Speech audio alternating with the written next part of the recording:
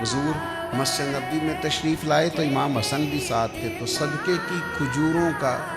ایک ڈھیر لگا ہوا تھا، تو امام حسن نے ایک کھجور اٹھا کے منہ میں رکھ لی تو اللہ کے رسول نے انگلی ڈال کے نکال دی، فرمایا صدقہ ہے، میری اولاد کے لیے جائز نہیں۔ گویا حضور نے اپنی امت کو سبق دیا کہ اگر کسی کا مال تمہارے بچوں کے منہ میں ایک کھجور کی صورت میں بھی جائے نکال دینا، یہ ضروری ہے۔ یاد رکھیں یہ جو بے چینیاں ہیں، بے قراریاں ہیں، یہ جو دکھ ہیں، یہ جو تلخ رویے ہیں، یہ جو لڑائیاں ہیں، یہ جو گھروں کے اندر طرح طرح کا فساد ہے، یہ جو الجھے بے چین تڑپتے اور ایک دوسرے سے خفا ہوتے لہجے ہیں، غور کرنے کی ضرورت ہے۔ کہیں کوئی ایسا بوجھ تو نہیں آ گیا، کوئی لقمہ حرام کی آمیزش تو نہیں آ گئی جس نے حالات اس قدر زیادہ تلخ کر دیے۔ میرے عزیز یاد رکھیے گا، جب تک رزق کے مسئلے میں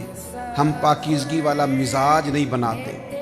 اپنی طبیعتیں ٹھنڈی نہیں کرتے، دیکھیں ایک جملہ کہہ کے نبی پاک علیہ السلام نے اس بات کو کہاں پہنچا دیا، فرمایا جو وجود حرام سے پلے گا، جو گوشت حرام سے پلے گا، حضور فرماتے ہیں وہ جنت میں نہیں جائے گا، وہ نہیں جائے گا جنت میں، چونکہ پلا وہ حرام سے ہے تو وہ جنت کے لیے نہیں ہے، اس کا ٹھکانہ کچھ اور ہے۔